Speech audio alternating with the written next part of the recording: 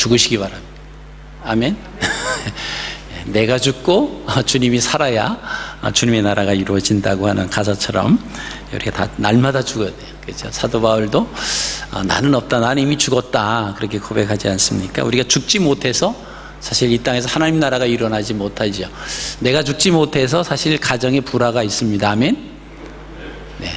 내가 잘나서 상대방이 못나서 가정에 불화가 있는 게 아니라 내가 죽지 못해서 그런 거예요. 저부터 포함해서. 네. 자, 우리가 지난 한 주간도 주님과 동행하시면서 평안하셨습니까? 지난 한 주간에는 뭐였죠? 지난주에 제목이 뭐였습니까? 하나님 앞에 기도하며 주야로 방비하며, 이런 말씀으로 은혜를 나눴습니다. 자, 외부적인 문제가 있었어요. 그래서 그 외부적인 문제는 좀 쉽게 그 해결을 했습니다. 근데 그 외부적인 문제를 가지고 그 함께 일하는, 함께 예루살렘 성벽을 재건하는 그런 사람들 앞에 또 문제가 있었죠. 어떤 문제였습니까? 비관적인 생각이 들었어요. 비관하는 겁니다. 안 되겠다, 우린 역부족이야, 어쩔 수 없어. 그리고 두려움이 생겼고, 그리고 이제 유혹이 막 일었습니다. 자, 그랬을 때 느헤미야가 함께 우리가 다른 사람들, 외부적인 그 사람들 때문에 두려워하고 그 사람들의 유혹 때문에 우리가 비관적인 생각을 하지 말고 정말 두려워할 하나님을 두려워해라, 그러면서 기도하며 마음을 하나로 이렇게 모아서 나갔습니다. 여러분, 우리가 환난이 다가올 때 이스라엘 백성들은요, 누구를 바라봐야 될 것인가를 느헤미야 지도자를 통해서 분명하게 알았습니다.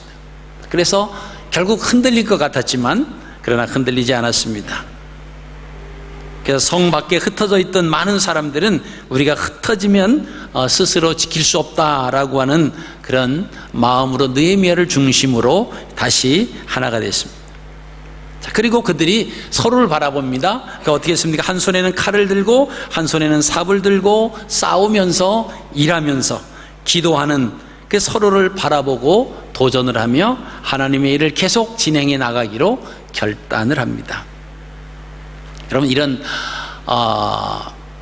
이스라엘 그 예루살렘 성벽을 재건하는 사람들의 이런 모습을 그 밖에서 그들에게 위협을 하고 두려움을 주고 유혹을 했던 그 사람들이 바라보면서 어떤 마음을 가졌을까요? 야, 저 사람들이 좀 우리가 말하는 대로 좀 자격지심에서 야, 이제는 우리가 어쩔 수 없다, 어떤 역부족을 느끼고 정말 두려워한 가운데 이 공사를 좀 멈춰야 되는데 오히려 한 손에 칼을 들고 삽을 들고 계속 그 일을 행해 갑니다. 자, 그러면 그 정도 되면 이 사람들이 안 되겠구나, 하나님만 바라보고 하나님을 두려워하고 나가는 사람들이기 때문에 우리가 행하는 일이 이게 방해가 저들에게 먹히지 않겠다, 그렇게 생각을 하면 좋았을 텐데 이들이 그 공격을 하는 방법을 오늘은 바꾸어서 공격을 하게 됩니다. 어떤 공격을 하냐면 이제 내부의 문제가 일어나게 했어요. 다시 말하면 가정적으로 문제를 일어나도록 막 그 충동질시킵니다. 여러분, 그렇게 외부적으로 그런 어려움이 오고 그런 압박이 오고 하니까 많은 사람들이 이제는 예루살렘 성 안에 들어가서 그저 텐트 하나 가지고 가서 거기서 잠자면서 성을 밤에도 지키며 파수하면서 또 낮에는 또 예루살렘 성벽을 재건하는 일에 그런 일을 했습니다. 우리가 마음을 합하고 이 일을 계속해 나가야 된다라고 하는데 마음이 모아집니다. 뭐 며칠간은 좋을 수 있습니다. 그런데 이제 문제가 생기는 거예요. 자, 그 가정에 문제가 생기기 시작합니다. 양식이 떨어져 가는 거예요. 그리고 적들이 노리고 있어서 밖에 나가서 구할 수도 없고 거기에다가 설상가상으로 흉년이 들었다고 성경이 말하고 있습니다. 그러니까 양식이 계속 부족합니다. 그래서 유다 백성의 가장들은 굶주리고 있는 아내와 자식들의 모습을 보면서 얼마나 마음이 아프고 또 찢어지는 그런 것을 경험을 했겠습니까? 그래서 이 가정이 참 중요하다라고 하는 거예요. 우리가 가정은 천국의 작은 모형이다라고까지 표현을 합니다. 그리고 하나님께서 그 사회, 가장 작은 단위의 사회가 바로 가정을 허락해 주셨어요. 그래서 가정의 구성원들은 싸우는 구성원이 아니에요. 그래서 우리가 결혼 전에는 정말 저 사람 만나서 서로 살면 매일같이 하하호호 하면서 정말 깨가 쏟아질 것 같고 정말 그 아름다운 일들만 많이 있을 것 같아서 사실은 결혼을 하기도 합니다. 아니 또 그런 마음보다는 내가 저 사람하고 살면 내가 좀 힘들지 않고 저 사람 가진 것이 많으니까 좀 이렇게 이익을 보면서 살 수 있겠다, 뭐 그렇게 생각을 해서 계산적으로 해서 결혼을 할 수도 있습니다. 어쨌든 이런 모양 저런 모양으로 하든 결혼하는 목적은 싸우기 위한 것이 아니에요. 잘 살기 위해서 결혼을 합니다. 근데 사실 결혼하고 난 후에 살다가 보면은 그런 일들이 계속되지 않잖아요. 결혼하고 나니까 이제 뭐 다 이제 도장을 찍고 혼인신고도 하고, 그래서 이제 동사무소에 혼인신고 잉크도 마르고, 그 정도 되면은 그때 이제 제정신이 차려지는 거죠. 저 사람이 이런 약점이 있었고, 저 사람이 이런 모자란 부분도 있었구나.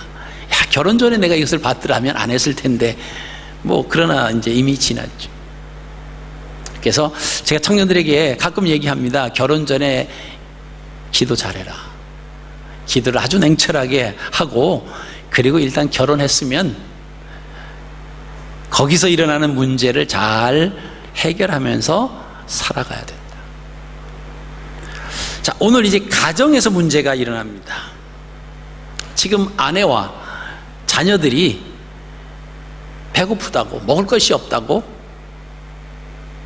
막 그런 아우성이 벌어집니다. 이거는요, 외부에서 어떤 압력, 외부에서 위협, 이것은요 마음을 같이 해서 물리치면 돼요. 그리고 그들이 주는 어떤 그것 때문에 두려움이나 유혹이나 뭐 어떤 그 사기 저하되는 것은 다시 회복하기가 사실 이 가정의 문제, 내부의 문제보다는 훨씬 쉽습니다.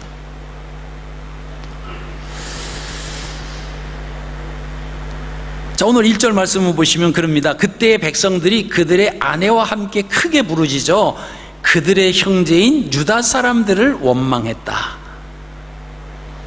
자, 그들의 형제인 유다 사람을 원망했대요. 자, 외부에서 예루살렘 성벽을 재건하는 사람들을 향해서 대항하고 그들과 맞서서 그들이 행하는 그것이 옳지 않다라고 해서 말씀을 부여잡고 일어서는 것이 아니라, 오늘 말씀을 보니까 그들의 형제인 유다 사람들을 원망했다. 다시 말하면 집안 싸움이 일어났다는 거예요. 그죠? 같이 일하는 같은 마음을 가지고 있는 그 안에서 서로 불신과 불만이 터져 나오기 시작했습니다. 여러분, 이 불신과 불만이 터져 나오기 시작하면요, 이것은 참 감당하기 쉽지 않습니다. 오히려 남과 남이면요, 안 보면 돼요. 그죠? 안 보면 돼요. 상대 안 하면 됩니다. 근데 함께 일하는 그저 그 공동체 안에서 서로 원망이 일어난다. 이건 안 볼래 안 볼 수가 없잖아요. 그래서 외부적으로 일어나는 어떤 그러한 방해 요소보다도 훨씬 이 내부적인 문제가 심각하다라고 하는 것입니다. 여러분, 그들이 와서 불평이 뭡니까? 불평은 경제적인 문제였습니다. 오늘 2절부터 계속 나오는 게 어떤 말씀이 나오냐면 어떤 사람들이 말하기를 이 말이 3번씩이나 나와요. 자, 그들이 불평하는 것을 4가지 관점을 제시하는데요. 식량난, 먹을 게 없다는 거예요. 그리고 극심한 흉년으로 인해서 빚 감당하기가 힘들다. 그리고 혹독한 세금, 또 이 빚, 불어나는 빚, 이런 것에 대해서 그들이 불만을 표하고 있습니다.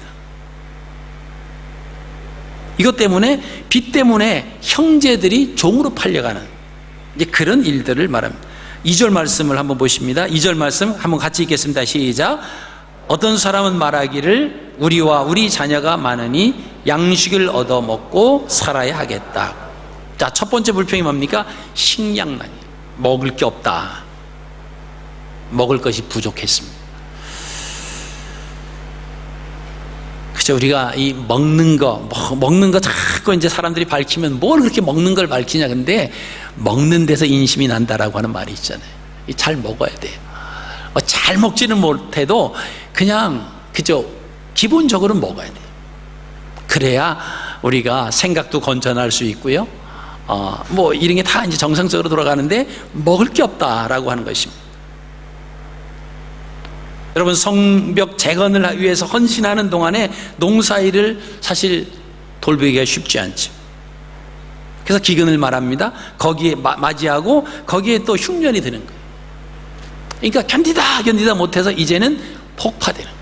그래서 느헤미야에게 와서 이제 그것을 얘기하는 것입니다. 자, 3절 말씀 보시면요, 또 어떤 사람은 말하기를 우리가 밭과 포도원과 집이라도 저당 잡히고 이 흉년에 곡식을 얻자. 그죠? 우리 가지고 있는 밭, 포도원, 그 돈을 빚내서, 그죠? 그걸 저당 잡히고 그리고 흉년에 곡식을 얻자. 그 흉년이 들었으니까 그 곡식값이 얼마나 비싸겠어요. 그 모든 가지고 있는 것, 밭과 포도원, 집 저당 잡히는 거예요. 그리고 곡식을 얻자.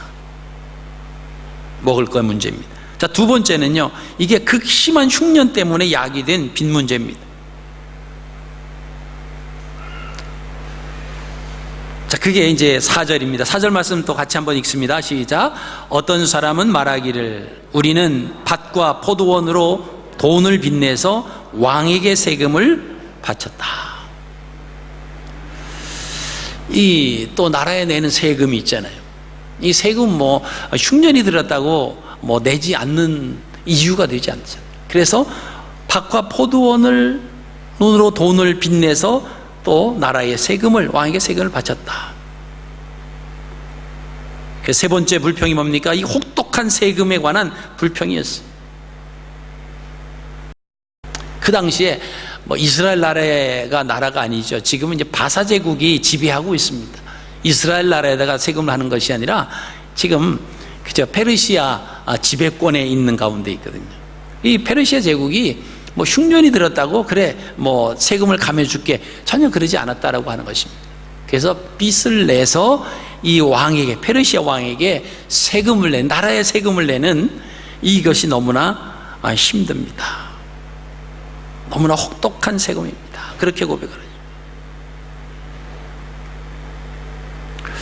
5절 말씀은요, 우리 육체도 우리 형제의 육체와 같고 우리 자녀도 그들의 자녀와 같거늘 이제 우리 자녀를 종으로 파는도다. 우리 딸 중에 벌써 종된 자가 있고 우리의 밭과 포도원이 이미 남은 것이 되었으나 남의 것이 되었으나 우리에게는 아무런 힘이 없도다. 자, 이제 마지막 불평이 뭡니까? 빚 때문에 형제의 종으로 팔려야만 하는 처량한 신세가 됐다. 자, 그때 이 밭과 집과 포도원을 저당 잡는 사람, 이 사람들이 누굽니까? 귀인과 민장들, 지도자들이. 이 사람들이 그것을 잡으면서 돈이 있으니까 이자를 받으면서 그들에게 그것을 저당 잡고 돈을 내줬다라고 하는 것입니다. 자, 그렇게 되면 지금 상황이 그렇기 때문에 제때제때 빚을 갚아야 되잖아요. 그 돈을 못 갚으니까 결국은 그 저당 잡힌 것이 거기서 이제 이자가 까져 나가고, 그러면서 결국은 집이나 밭이나 포도원이 넘어가게 되는 거예요. 때로는 자녀들까지도 이렇게 해서 종으로 팔려서 그 돈을, 빚을 내 가지고 이것을 세금을 내고 살아가야 하는 그러한 어려운 가운데 놓여져 있습니다. 그러니까 돈을 못 갚으니까, 그죠? 이 귀인과 민장들이, 그죠? 종으로 자녀들을 또 저당 잡은 것을 그대로 이제 삼켜버리는 그런 가운데. 자, 이 이야기를 느헤미야에게 와서 호소를 하는 거예요. 우리 딸 중에 벌써 종된 자가 있다. 우리 육체도 우리 형제 육체와 같고 우리 자녀도 그들의 자녀와 같은데 그렇게 돈이 있다고 해서 같은 민족에게 종으로 팔려가고 이자를 내면서 이런 어려운 가운데 이제 우리는 더 이상 살아가기가 힘듭니다 라고 하는 그런 이제 불만이 표출이 됩니다. 그죠? 우리의 밭과 포도원이 이미 남의 것이 되었다. 우리에게는 아무런 힘이 없습니다. 이렇게 고백하죠. 여러분, 이러한 상황이 돼버렸을 때 그저 그 내부의 문제는 정말 심각한 겁니다. 먹는 문제죠. 식량의 문제. 그리고 그것 때문에 그죠? 가지고 있었던 재산, 집과 밭과 포도원 이런 것을 저당잡아서 빚을 냄과 동시에 자녀들까지도 이제 종으로 팔려가야 하는, 이렇게 행하는, 그것을 돈을 받고 이렇게 저당을 잡고 하는 사람이 누구냐? 같은 동족이다라고. 그 당시에 예루살렘 성 안에 살아가는 사람들은 그래도 성 밖에 사는 사람보다 더 잘 살았습니다. 그리고 예루살렘 성 안에 산다라고 하는 것은 그만큼 안전과 안녕이 어느 정도 보장이 됐다라고 하는 것입니다. 그러니까 그 안에서 살면서 이제 그런 같은 동족, 같은 민족의 그런 것이다. 원래 율법에 보면 이스라엘 백성들은 같은 형제에게는 돈을 구워줘도 이자를 받지 못하게 되어 있습니다. 이방인에게는 괜찮아요. 근데 같은 형제 안에는 돈을 꿔서 이자를 받는다? 이것은 율법적으로 아주 어긋나는 겁니다. 근데 지금 상황은 어떻게 됐습니까? 나라가 다 이제 빼앗겼죠. 그리고 예루살렘으로 돌아와서 성벽을 재건하면서 이렇게 다시 돌아오는 사람들, 그런 가운데에서 여러 가지 이제 극심한 흉년과 어려운 일들이 있었습니다. 아마 이 귀인과 민장들은 이때를 기회를 삼아서 좀 한탕 좀 벌어보자, 아마 그렇게 생각을 했을지 모릅니다.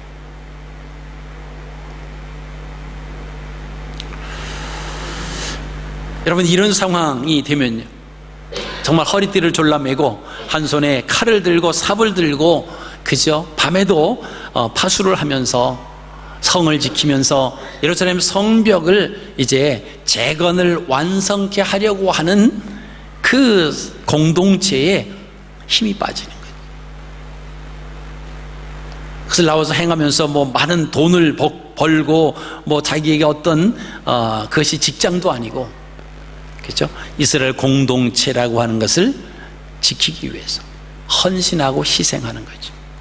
근데 가만히 보니까 이 같은 동족 안에서 그죠, 같은 형제요, 같은 자녀임에도 불구하고 그죠, 그 자녀들을 종으로 막 잡아가 종으로 이렇게 저당을 잡고 뭐 가지고 있는 재산들을 이렇게 돈을 못 낸다라고 하는 이유로 그들이 다 독식하고 있는 그런 상황을 보다 못해서 이제 느헤미야에게 와서 고백을 하는 겁니다. 여러분, 이 지도자들이 왜 이렇게 하나님 말씀보다는 그 눈앞에 보이는 돈에 그랬을까요? 아마 그것은 그들의 욕심이었을 겁니다. 우리가 하나님 말씀이 우리 마음 중심 속에 예수 그리스도가 자리 잡고 있으면 그죠, 그 모든 것이 그죠, 거기서부터 중심이 돼서 나가야 돼요. 근데 중심이 하나님이 없으니까 그죠, 이 기회에 돈을 벌 수 있겠다. 이 기회에 뭐 자기들 합리적으로 얘기하죠. 뭐 내가 돈 안 빌려주면 이 사람들 먹을 것이 없는데 그래 내가 돈을 빌려주니 얼마나 낫냐. 그러면서 이자를 받으면서 돈을 빌려주는 거예요. 사람들은 워낙 힘드니까 처음에는 뭐 이자를 내면서도, 원래는 그러면 안 되는데 뭐 빌려주는 사람이 이자를 내라고 하니까 그 내면서 하는데 이 이자 갚기가 쉽지 않은 거예요. 견디다 못해서 이런 이제 고백을 하는 겁니다. 여러분, 성경에 나오는 아간도 유혹 때문에 욕심 때문에 넘어갑니다. 아나니아와 삽비라도 결국은 자기의 유혹이죠. 욕심 때문에. 그죠? 그것을 거짓말을 하고 속이고 그런 모습들이 있다라고 하는 것입니다. 자, 굶주림과 가난의 문제는 성벽 재건 때문에 일어난 문제가 아닙니다. 그 전에도 사실은 그런 어려운 문제가 있었죠. 근데 흉년이 되고 또 일이 시작하면서 이제 더 심각한 문제로 이제 이것이 일어난 것입니다. 근데 이제 정말 큰 것은 뭐냐면요, 왜 우리가 이방인에게 착취를 당할 뿐만이 아니라 우리 동포들에게도 착취를 당하고 있어야 되는가? 이게 정말 하나님의 뜻인가? 그러면서 이제 내부의 문제가 일어나기, 불신의 문제가 일어나기를 시작했다라고 하는 것입니다. 그래서 느헤미야를 찾아가서 부르시는 거예요. 여러분, 내부의 문제, 형제와 가족과 민족과 함께 사는 그런 가운데서 문제가 일어나면 이게 정말 심각한 거예요. 그죠? 여러분, 가정의 문제, 몇몇 사람이 모여서 사는 그 가정의 문제가 일어나도요, 이게 쉬운 게, 이게 해결하기가 보통 문제가 아니에요. 자, 그랬더니 오늘 6절 말씀 보십시오. 그 느헤미야가 그 말씀을 다 들었습니다. 그리고는 내가 백성의 부르짖음과 이런 말을 듣고 크게 노하였다. 느헤미야가 이 말을 듣고 화가 났어. 백성의 지도자로서 백성이 도탄에 빠졌다라고 하는 소식을 들었을 때 얼마나 가슴이 찢어졌겠습니까? 그리고 상류층들이 그들의 것을 착취하고 있어. 근데 느헤미야가 그렇다고 이것을 분노를 당장에 이렇게 나타내지 않습니다. 중심에 계획을 세우고 차근차근 풀어나가는 것을 우리가 보시게 됩니다. 자신의 감정을 절제합니다. 왜? 지금 느헤미야는 예루살렘 총독으로 와 있습니다. 유다의 총독으로 와 있기 때문에 얼마든지 공권력을 발휘할 수 있어요. 그리고 얼마든지 율법적으로 그들에게 그것을 정리할 수가 있습니다. 그런데 느헤미야는 섣불리 그렇게 하지 않아요. 화가 났지만 그러나 당장에 그 분노를 나타내지 아니하고, 그죠? 힘주 깊이 생각했다 그랬습니다. 깊이 생각했다. 여러분, 깊이 생각한다라고 하는 것은 뭘까요? 그죠? 느헤미야는 하나님을 아는 사람이었습니다. 깊이 생각했다라고 하는 것은 역시 느헤미야가 하나님께 기도했다라고 하는 의미입니다. 지금 상황만 딱 보고 얼마든지 판단하고 얼마든지 거기서 결정을 내릴 수가 있습니다만은, 그러나 그 상황을 놓고 바로 거기에 그렇게 응하지 아니하고, 오늘 말씀 보니까 뭐라고 그랬습니까? 깊이 생각했다. 여러분, 깊이 생각했다라고 하는 것은 과연 하나님께서 원하시는 것이 무엇일까? 그죠? 하나님께서 원하시는 이 상황에서 하나님께서 어떻게 행하시는 것을 하나님이 기뻐하시고 원하실까? 이걸 먼저 생각했다는 거예요. 그리고 귀족들과 민장들을 꾸짖습니다.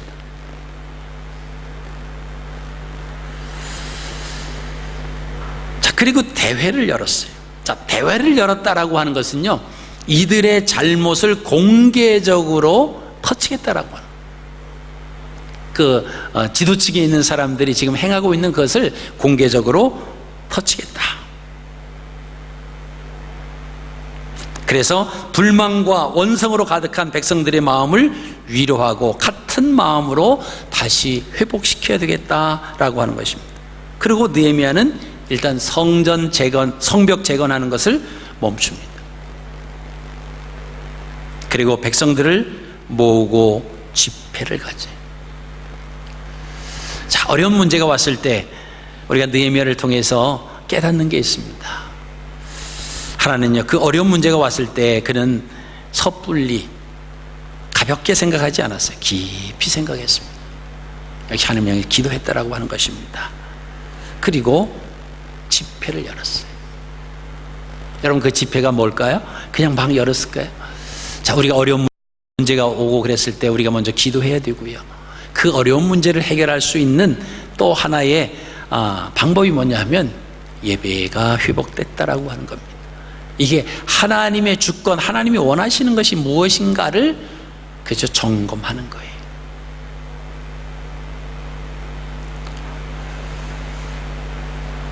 여러분, 우리가 드려지는 예배가 그죠? 예배라고 하는 것은 하나님을 경배하는, 하나님을 높여드리는 거예요.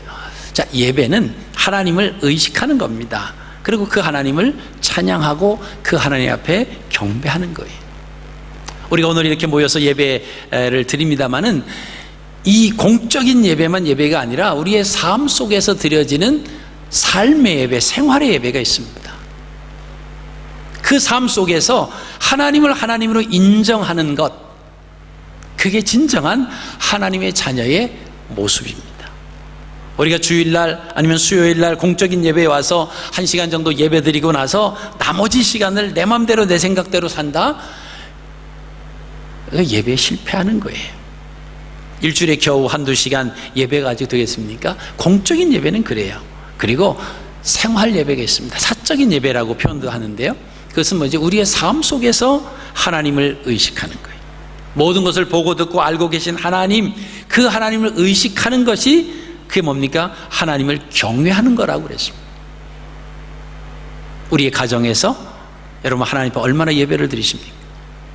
저희는요 가정 예배 안 드리는데, 가정 예배를 안 드리는다고 해서 예배를 안 드린다고 하는 것이 아니에요. 가정 속에서 내가 하나님을 얼마나 의식하면서 살아가고 있느냐라고 하는 겁니다. 여러분 직장에서 얼만큼 하나님을 예배하십니까?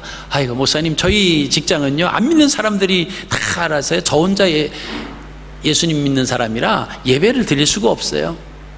제가 말씀드린 것은 그런 예배가 아니에요. 모여서 찬송하고 기도하고 말씀 듣고 그것만이 예배가 아닙니다. 하나님을 인정하는 거예요. 내가 속해 있는 그 직장이 그래서 예수 믿는 사람이 하나도 없다라고 하면 거기가 선교지예요. 그죠? 예수를 모르는 곳에 예수의 복음을 증거하는 그것이 선교 아닙니까? 그럼 그곳이 선교지예요. 하나님께서 나를 선교사로 이 직장에 파견해 주셨고, 그래서 그 직장에서 다 선교를 해가지고 전부 다 구원받으면 그 다음에 이제 다른 데로 옮기세요. 다른 선교지 가야죠. 근데 그래서 갑니까? 그래서 안 가죠. 다른 데서 돈 더 준다 그러면 가요. 그것 때문에. 여러분, 우리가 우리의 생활 예배가 얼마나 중요한지 몰라요. 가정에서 예배가 무너지니까 그 가정의 문제들이 회복되지 않는 거예요. 우리 가정의 주인이, 우리 가정의 가장이 하나님이시다, 그것을 인정한다라고 하면요, 우리의 가정이 회복될 수밖에 없습니다. 그렇죠? 여러분, 옛날에는 대가족이 살았잖아요.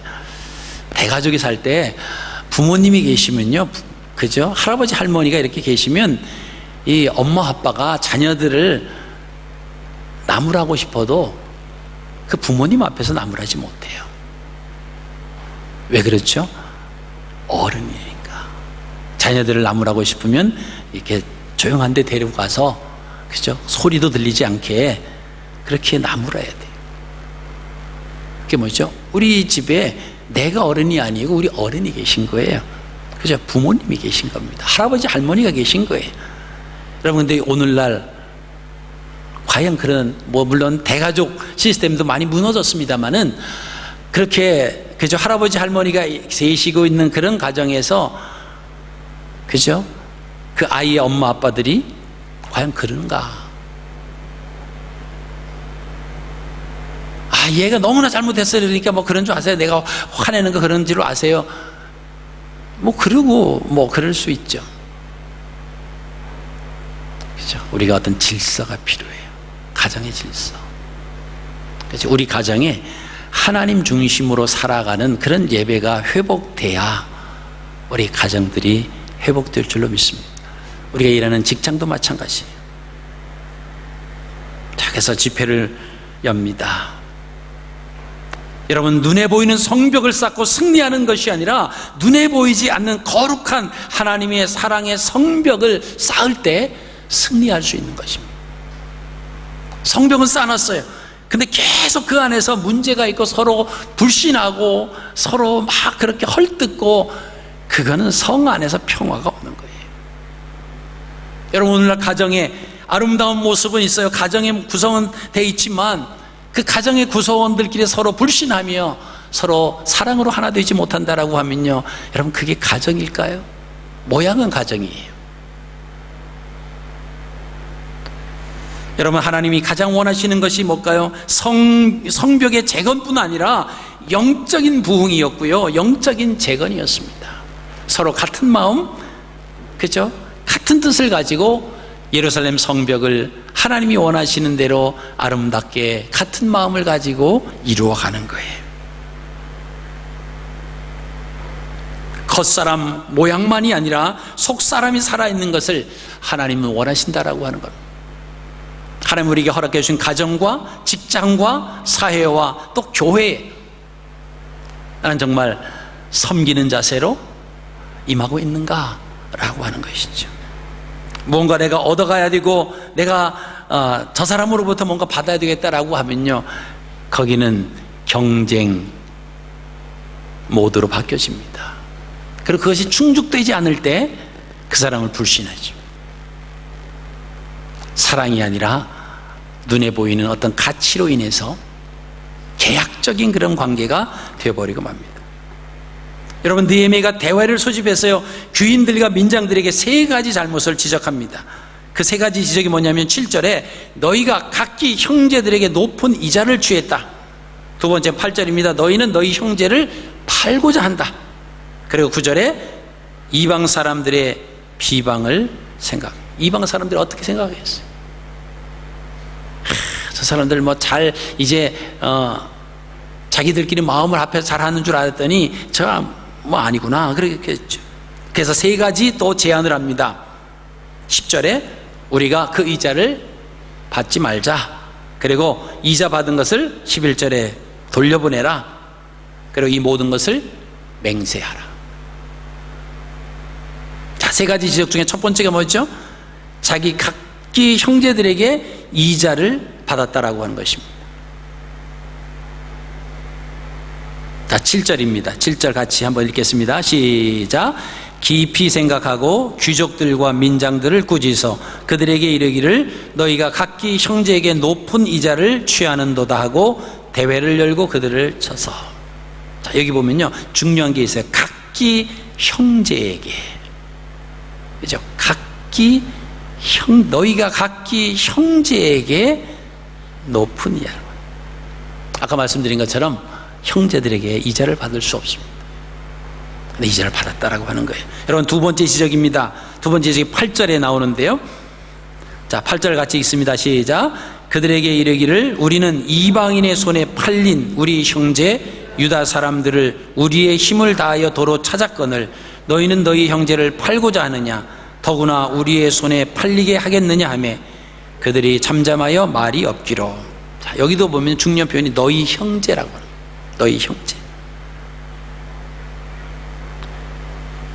그렇죠? 느헤미야는요, 먼저 자기가 페르시아 땅에서 동족 유대인을 해방하기 위해서 힘을 다했던 그런 모습이 있었어요. 그래서 우리는 이방인의 손에 팔린 우리 형제 유다 사람들을 우리의 힘을 다하여 도로 찾았다라고 하는 겁니다. 근데 너희는 너희 형제를 팔려고 하느냐? 더구나 우리의 손에 팔리게 하겠느냐? 팔아먹으려고 하느냐? 그 말이죠. 그 다음에 세 번째입니다. 세 번째는 이제 9절인데요. 자, 9절 말씀 같이 읽습니다. 시작. 내가 또 이르기를 너희의 소행이 좋지 못하도다. 우리의 대적 이방 사람의 비방을 생각하고 우리 하나님을 경외하는 가운데 행할 것이 아니냐. 이방 사람들이 볼 때 어떻게 했어요? 아이, 그래서 뭐 형편없구나. 자, 그리고 이제 세 가지 지적을 하고 이제는 세 가지 제안을 합니다. 첫 번째 제안이 10절이에요. 자, 이자 받는 것을 그치자. 자, 이 10절 읽습니다. 시작. 나와 내 형제와 종자들도 역시 돈과 양식을 백성에게 구워 주었거니와 우리가 그 이자 받기를 그치자. 자, 그는 이자 받는 것을 그만두자라고 하는 것을 그 제안하기 이전에 자기의 삶을 공개합니다. 나와 내 형제와 종자들도 역시 돈과 양식을 백성에게 구워 줬다라고 하는 거예요. 구워 줬는데 이자 안 받았다라고 하는 거예요. 그러니까 너희들도 이자 받지 말아라. 나는 이자를 받으면서 너희는 받지 마. 그러면 안 되잖아요. 나도 구워주고 내가 있으니까 좀 가난하니까 구워주고 빌려주는데 이자 안 받았으니까 너희도 이자 받는 것 그만둬라. 그러죠. 자, 두 번째 제안입니다. 11절이에요. 자, 11절 같이 읽습니다. 시작. 그런즉 너희는 그들에게 오늘이라도 그들의 밭과 포도원과 감람원과 집이며 너희에게 구워준 돈이나 양식이나 새 포도주나 기름의 100분의 1을 돌려보내라. 자, 오늘이라도 이런 말이에요. 오늘이라도 당장이라고 하는 거예요. 그래서 잘못한 것은요 바로 회개해야 돼요. 그래서 오늘이라도, 여러분 우리가 기도하지 않았다라고 오늘 깨달으셨습니까? 오늘이라도 기도하기 시작해야 됩니다. 내가 하나님 말씀대로 살지 않은 것을 깨달으셨습니까? 아, 내가 올해는 다 갔으니까 내년부터 그래야지. 아니에요. 오늘부터 바로 깨닫고 회개하고 실천으로 돌아가셔야 됩니다. 여러분, 사케오가 예수님 만나잖아요. 예수님 만나서 예수님 말씀을 듣고 보니까 아, 자기가 세리장으로서 남의 것을 토색한 그 남의 것을 막 그런 게 있어요. 그래서 예수님이 그렇게 말합니다. 남에게 토색한 것이 있으면 제가 4배나 갚겠습니다. 그렇게 고백하지.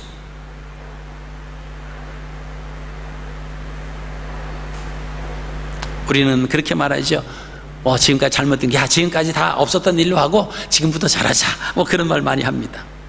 여러분, 그것은 진정한 회개가 아니에요. 진정한 참된 회개는요 잘못된 것을 고쳐야 돼요. 그리고 지금까지 잘못한 것에 대한 대가가 필요합니다. 남의 것을 토색한 것 제가 4배나 갚겠습니다. 그렇게 고백을 하는 거예요. 여러분, 여기 100분지 1이라고 하는 것입니다. 이 100분지 1은요 그 당시에 통용되었던 평균 이자예요. 그렇게 이자가 100분의 1이니까 그렇게 높지는 않았습니다만은, 그죠, 높은 것은 아니었지만 그러나 그것도 잘못되었다라고 하는 거예요. 그래서 그 100분지 1을 돌려보내라. 그 말은 뭐죠? 이자 받은 것 다시 돌려주자. 그래서 너희가 빌려주고 그런 거, 그러면서 이자 받았던 거 다시 돌려주자. 그 제안입니다. 자, 세 번째 마지막 제안입니다. 12절에 있습니다. 12절 같이 읽습니다. 시작. 그들이 말하기를 우리가 당신의 말씀대로 행하여 돌려보내고 그들에게서 아무것도 요구하지 아니하리이다 하기로 내가 제사장들을 불러 그들에게 그 말대로 행하겠다고 맹세하게 하고. 자, 세 번째 제안. 그들로 하여금 그렇게 말한다, 그렇게 한다고 그랬어요. 그러니까 맹세해라. 말로만 그러지 말고 내가 정말 그러겠다고 다짐을 하라 라고 하는 것입니다. 그래서 맹세를 시킵니다. 여러분, 동의했지만 또 상황이 바뀌면요 뒤돌아서면 다른 마음이 생겨요. 그러니까 맹세하라. 우리 맹세하고도 그 맹세를 어길 경우도 많이 있습니다만은 이 사람들은요 하나님 앞에 맹세하는 거예요. 그 맹세를 어길 수가 없어요. 그러면서 이제 오늘 마지막 절 13절에 이 맹세를 어길 경우 하나님의 심판에 있을 것을 경고합니다. 13절입니다. 13절 같이 읽습니다. 시작. 내가 옷자락을 털며 이르기를 이 말대로 행하지 아니하는 자는 모두 하나님이 또한 이와 같이 그 집과 산업에서 털어버리실지니 그는 곧 이렇게 털려서 빈손이 될지로 하며 회중이 다 아멘하고 여호와를 찬송하고 백성들이 그 말한 대로 행하였느니라. 회중들이 아멘했어요. 여러분 복 받으십시오. 그래서 아멘한 게 아니에요. 여러분들이 맹세한 대로 행하지 아니하면 여러분들 다 빈털터리가 될 것이다. 그러니까 아멘했어요. 그 아멘했다라고 하는 것은 그렇게 되기를 원합니다. 그 말은 뭐죠? 우리가 맹세한 대로 실천하겠습니다. 맹세한 대로 행하겠습니다. 그 고백이죠. 여러분, 오늘 본문은요 백성들의 불평이 야기돼서 내부적인 문제를 극복하는 한 모습을 우리에게 보여주고 계십니다. 여러분, 이것은 느헤미야 혼자 능력이 있어서 행한 것은 분명히 아닙니다. 그 느헤미야에게 하나님이 함께 해주셔서 그 내부적인 문제가 해결이 됐습니다. 여러분, 우리 안에 그죠? 내부적인 문제, 갈등 여러분 많이 있지 않겠습니까? 서로 형제를 원망하는, 그저 가족을 원망하고 그런 모습들이 있을 수 있어요. 여러분, 그대로 계속 끌어안고 가시겠습니까? 계속 끝까지 원망하면서 그저 외면하면서 남이면은 안 보면 돼요. 그저 안 만나면 됩니다. 근데 안 만날 수가 없잖아요. 같은 공동체, 같은 가족, 같은 직장 안 만날래야 안 만날 수가 없습니다. 여러분, 그런 상황이 벌어졌을 때 그죠? 따지고 보면 먹고 사는 문제예요. 돈 문제로부터 시작이 돼요. 그죠? 거기서부터 이제 출발이 돼서 이것저것 자꾸 이제 더해지는데요. 오늘 느헤미야를 통해서 그 내부적인 문제가 해결이 됩니다. 그죠? 그 행하는 일, 그죠? 외부적으로 그럴듯하게 보이는 것, 그게 중요한 게 아니에요. 그것은 이미 멈춥니다. 그리고 깊이 생각했습니다. 하나님 앞에 기도했다라고 하는 것입니다. 그리고 대회를 열었어요. 그리고 차근차근 무엇이 잘못됐는지, 무엇이 문제인지를 이야기합니다. 그리고 우리가 하나님의 백성이 아니냐, 그럼 하나님의 말씀대로 우리가 살아야지. 힘들고 어렵다고 어떤 사람은 허리띠 졸라매면서 한 손에 창 들고 삽을 들고 이 일을 하는데, 어떤 사람들은 그 사람들이 가지고 있는 것을 다 담보로 잡으면서 이자를 받으면서 한 부류는 죽어가고 한 부류는 배 두들기며 살아가는 것이 이게 하나님이 원하시는 거냐? 우리가 그리스도인의 형제, 하나님의 자녀가 아니냐? 말씀대로 살아가자. 그리고 돌려보내고 우리가 구워주되 이자를 받지 말자. 받은 이자를 다 돌려주자. 이게 우리가 하나님 말씀대로 사는 것이 아니냐? 여러분, 그랬을 때 이 심각했던 내부적인 문제가 은혜로 회복이 됩니다. 깨닫는 거죠. 아, 그래야지. 우리가 좀 잘못 생각했다. 그러면서 만약에 우리가 결심하고 맹세한 것이 지켜지지 않으면 오히려 여러분이 빈털터리가 될 것입니다. 저주스러운 하나님의 심판을 경고했을 때 이스라엘 백성들은 뭐 했습니까? 아멘으로 화답을 했습니다. 여러분, 이제 말씀을 마칩니다. 저 여러분들이 이번 한 주간 또 지금까지 사시면서 해결해야 할 부분들 많이 있어요. 내 자신과의 문제도 있고, 가족 간의 문제도 있고요, 직장의 문제도 있고요, 또 사회 문제도 있고, 또 우리 교회 공동체 안에서의 서로의 그런 일들이 있을 수 있습니다. 아무것도 아닌 것처럼 악수하고 그저 미소를 띠는 것 같지만 속으로는 썩은 미소를 짓겠죠. 여러분, 계속 그렇게 가시겠습니까? 그래서 아름다운 모양을 만들었다고 쳐도 그 안에서 해결되지 않은 문제라고 하면요, 거기는 하나님의 은혜가 존재할 수가 없어요. 계속해서 성벽을 쌓아가는 것이 중요한 게 아닙니다. 일단 성벽을 중단하고 깊이 생각하며 무엇이 하나님이 원하시는 건지를 생각하고 함께 모입니다. 그리고 잘못된 것은 잘못됐다라고 꾸짖고 해결하고, 그리고 우리가 말씀 안에서 다시 한번 하나가 돼서 이제 그 내부적인 문제도 다시 회복이 되는 그런 아름다운 모습이 저와 여러분들의 가정에서 일어나기를 원하고, 직장에서 일어나기를 원하고, 또 우리 갈릴리 공동체 속에서 일어나는 놀라운 역사가 일어나기를 주의 이름으로 축복합니다.